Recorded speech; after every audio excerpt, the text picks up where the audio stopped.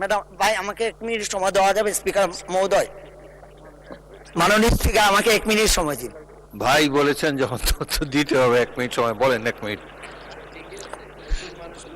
ভাইটাই বলবেন। আমার এলাকার মানুষ অনেক সহজ সরল এবং কর্মঠ।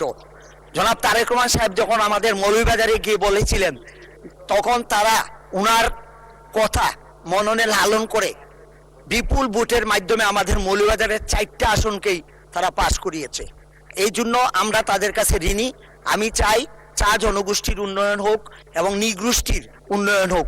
আমাদের এলাকা পিছিয়ে পড়া এলাকা, 55 বছর আওয়ামী লীগ শাসন করছে, কোনোদিন বিএনপি এখানে ক্ষমতায় যাইতে পারে নাই। সেই জন্য আমি আশা করব উন্নয়ন থেকে আমরা অনেক পিছিয়ে, আমাদের রাস্তাঘাট কোনো কিছু নাই বললেই চলে। এই এক ব্যক্তির শাসনের কারণে আমাদের এলাকায় উন্নয়ন হয় নাই। মাননীয় স্পিকার, আপনাকে অশেষ ধন্যবাদ।